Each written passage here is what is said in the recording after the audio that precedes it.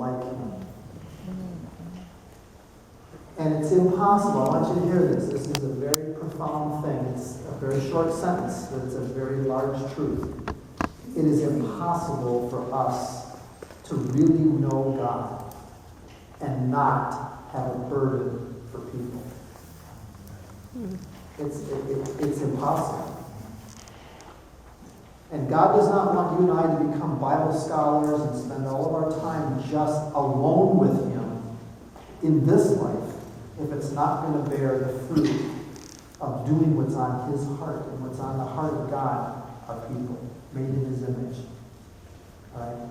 But He wants us to be intimate with Him. That's the first desire. We talked about that last night. Remember that verse in Jeremiah? Let those who boast of this, that they know me.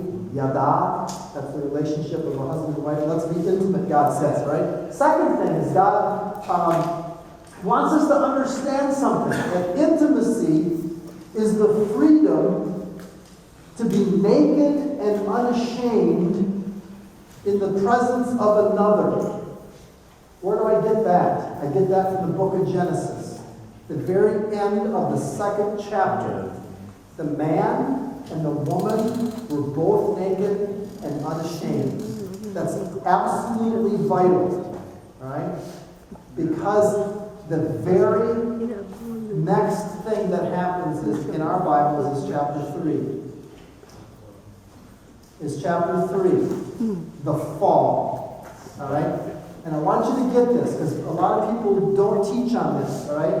The natural ability to be intimate was the first thing that we lost in the fall. You need to go back and read that story of Genesis 2 and Genesis 3 again, because the first relationship that's affected by sin is not man and God. It's Adam and Eve. It's the first relationship. The very first thing they did was make clothing for themselves. The next thing they did was they went and hid because they were afraid. And God comes to them then. Now, what does this mean? And I want you to hear my heart on this, because I believe this. I believe it so much. I will die for this. All right? Here's what this means.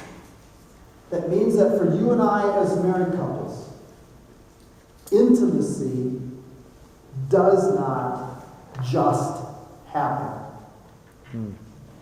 It doesn't just happen. Sex happens naturally. It's instinctual. All right? It can be good or bad in varying degrees, but it happens. All right? In our culture, it happens when it ought not to. Sex does. But intimacy doesn't just happen. You have to work at it. You have to let God work in you. You have to set aside time for it. You might even have to invest some money in it. It doesn't just happen. And unfortunately, in the Christian world, we do a great job of performing weddings. We do a terrible job of nurturing marriages as a rule. We'll let people spend $1 kajillion for a 30-minute ceremony and a 1-hour meal and won't ask them to invest anything in their future. And people just think that love will carry on. And it doesn't. Intimacy doesn't just happen. If you understand that we lost that, remember we looked at all the things that sin affected, our mind, our will, our emotions, and all that last night? We looked at each one of those. Sin affected our ability to get intimate, to be intimate. We've become opaque people instead of transparent people. We've become kind of cloudy and thick rather than transparent. All right? And I don't know the reason for this. I'm sure there's a good biblical reason, but it's particularly hard for us men to talk about our feelings, to talk about that sort of stuff, to be really vulnerable and open. With each other, for sure. And we can talk fishing, we can talk sports, we can talk politics, we can talk computers, we can talk whatever. But talking about our struggles as men with our future and our fears and our goals, we don't go there. All right? But even if I don't go there with my male friends, God really wants me to go there with my wife. She She is my fellow traveler in the story. All right. So this is a big deal. It's a big deal for us to get. All right.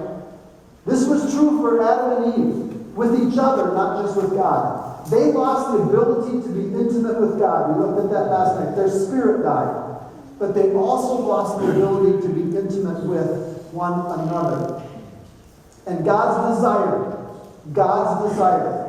is for you and your spouse to be intimate. All right? And intimacy is the ability to be naked and unashamed in the presence of another. All right? And by naked, I don't mean physically naked. That's part of it. All right? But I'm talking about being able to be spiritually naked, intellectually naked, emotionally naked, being yourself and feeling safe. That's actually what it is that love only grows where it's safe for me to be naked and unashamed. Love can only grow in a situation. Jill and my love is deep because she has seen me inside and out. She knows everything about me, and she still loves me. And she still loves me. She walked with me through a 2-year depression. All right? I mean, I went through 2 years where I was crying all the time. I was a chemist. I used to go in the back room as a chief chemist for the city of Redwood, doing research. And I used to go into the back bathroom. I haven't told my people this. Go into the back bathroom, close the door, and I put my elbows on the toilet, and I just weep into the toilet. I was so depressed. All right? Remember that verse in 2 Corinthians that I shared?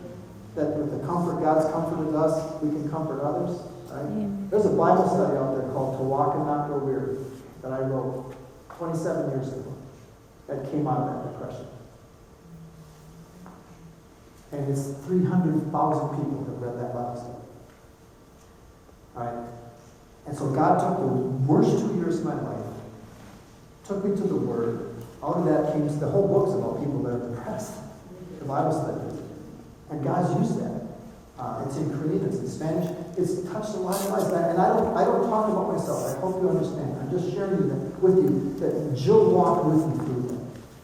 She loved me in the midst of that. That's what love is, the freedom to be that. All right? So let's talk about some things then that destroy intimacy. If intimacy is the freedom to be naked and unashamed in the presence of another, let's talk about some things that ruin it, that make it impossible for a man and a woman to really be naked and unashamed in that sense, the bigger sense, in each other's presence. One of them is sarcasm. Sarcasm. And the scriptures are clear on this. It says, like a crazy man shooting firebrands and arrows is the person who deceives his neighbor and then says, hey, I was just joking. It's in the book. It's in the scriptures. Right? And sarcasm, beloved, you will not find a sitcom on American television where this isn't this is all of it. It's just tearing people up, making fun of people. All right? And that's a big part of American culture. I don't know Filipino culture. But what I've seen up here in the couple of days I've been here, I don't see it. So I don't know if you don't do it. If you don't, that's wonderful. All right? The Guatemalan culture does it. Is it here? Well, if it is, I've got the same 2 words I told you last night. Stop it. Stand there. You know why? It's sin. It's sin. Sarcasm is the truth veiled in humor. Mm-hmm. We make fun of people, and then we say, I'm just joking. Can't you take a joke? You know, sarcasm. It's like, you can't get close to a porcupine. I don't know anyone that's got a pet porcupine. I've seen some weird pets, but not a porcupine. You can't get close to a porcupine. If you're a sarcastic person, I'll tell you this, and this gets my blood pressure up. Sarcasm will destroy intimacy in marriage. Sarcasm will doubly destroy intimacy in a marriage if it's done in public. All right? And sarcasm will destroy a child that comes from a parent. All right? This is a big one to me because it's our speech. We talked about this last night. Remember, our speech was falling because it's the gateway of our heart and our mind. And when our mind gets renewed, we start to talk in a loving fashion. Second thing, time apart. Time apart can destroy intimacy. And again, when I use the word intimacy, I'm not talking just about sex. I'm talking about two people growing to become one. Like a tapestry woven together. Now, what do I mean by time apart? I don't mean that you have to be away from home. I mean you really would rather be away from home. That's what I mean. You know, if you're a working professional and you die at work, it better not be the place where you would rather be when you die. And I've been to a lot of funerals, I've done a few myself, and I've never heard anyone eulogized at a funeral and says, you know, my dad really wished he could have worked more. I've always heard the opposite. Wished that he had worked less. All right, now some of you have dual careers and your lives are going two different directions. I'm not talking about that. Necessity drives us in that way. Billy Graham was a traveling evangelist and he was gone a lot. The late Francis Schaeffer was gone a lot. Billy Graham called home daily. Francis Schaeffer wrote home daily. All right? There is absolutely, positively, in this technological age, no excuse for us not staying in touch with our spouses. All right? If you don't talk to each other during the day, I encourage you to start. Nothing wrong with that. I'm serious. Every day I've been at work in my life, I've talked to my wife at least once. Just to touch base. It keeps our worlds together. And that's part of it. Marriages fall apart when you get two different spheres moving away from each other. There's no intersection. I'm not talking about being gone. If you have to be gone, if your job demands that you be gone, and you're in a job where God's calling you, then you figure out a way to compensate so that your spouse knows, you know, I would rather be with you. But this is where I have to be. Third one, anger. Anger is the one emotion in the Bible that's the enemy of the work of God. Everyone should be quick to listen, slow to speak, slow to become angry, because the anger of man does not bring about the righteous kind of life that God desires. I don't know if any of you have ever been in a school play. I know you've seen some. All right? When people get parts in school plays, do you know what the easiest emotion it is for someone to fake? It's this. Everybody can do anger. Not many people can do sorrow in a play. Or humor. They laugh and they think, that's not real. But everyone gets angry. They're mad. All right? Why? Because it's the most intrinsic feeling we have. I think it goes back to Adam being mad at God. But this, beloved, I told you last night, you know, I had a problem with anger. The sin of anger. I remember one time I came home and our oldest boy was about 14. He was supposed to have mowed the grass. And I had migraines at school that day, and I was a wreck when I came home. And I walked in the house and Ben hadn't mowed the grass. And I went downstairs and I crawled up on one side. I mean, the phrase I use is I was on him like ugly on a tape. I mean, I got all over. I was really chewing him out, yelling at him, slammed the door, got the car. I was driving to get some milk at the store. I was driving along, and it's like the Holy Spirit just kind of slid over on the seat next to me and said, I want to talk to you. When have I ever talked to you that way? It's like God sent it to me. And I kind of wanted to go, well, give me a minute, let me think. You know what I mean? He had never talked to me like that. So I pulled the car over, and I started crying. And I said, Lord, forgive me. And I drove home, went downstairs to my son's bedroom, opened the door, and I said, honey, Daddy wants to apologize to you and ask you forgiveness for the way I treated you. Now, here's my son, 14 years old. This is what culture had done to him. Remember we talked about the influence of Freud last night? My son looks at me and he said, Dad, that's okay. You've had a rough day.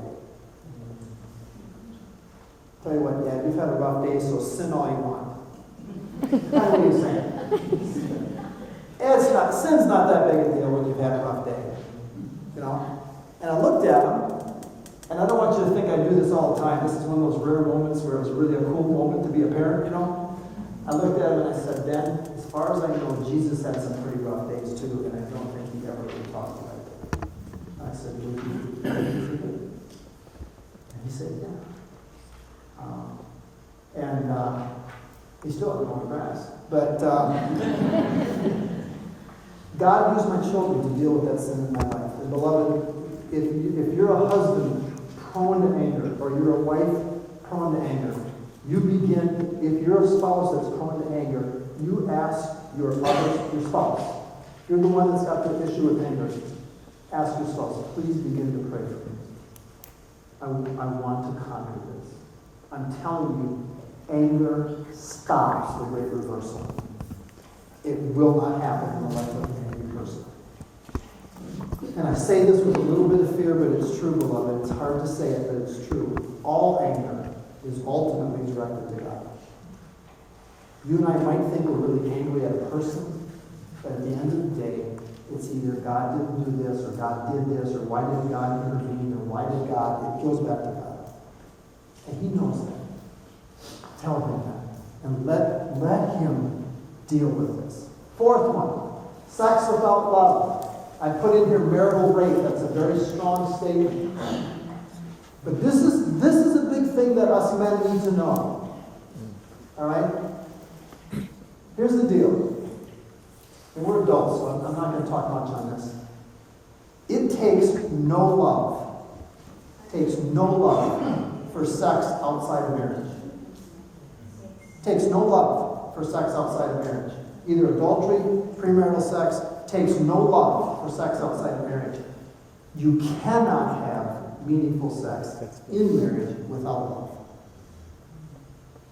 And particularly for a woman whose husband is angry, sarcastic, never around, for him to want to have sex with her, she feels more taken advantage of than treasured and nurtured.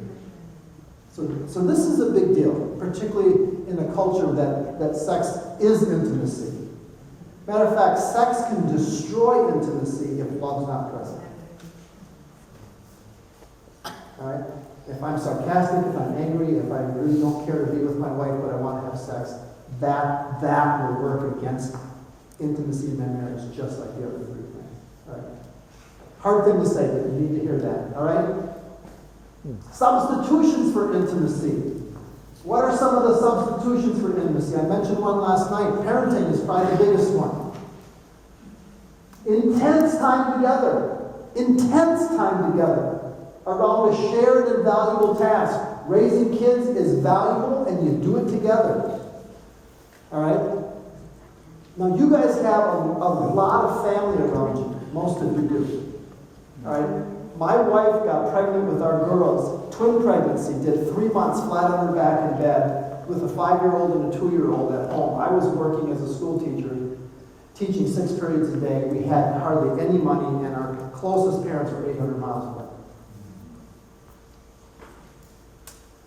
And what happened, you talk about, and then they were born.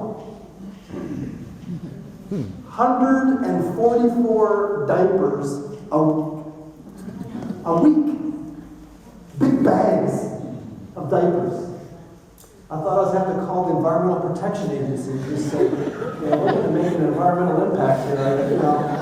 And for those of you that are old enough to understand this, beloved, there was no such thing really as disposable diapers. So these were cloth diapers. I mean, we're talking putting them in the washing machine and spinning all this stuff out and then washing them and folding them, and it was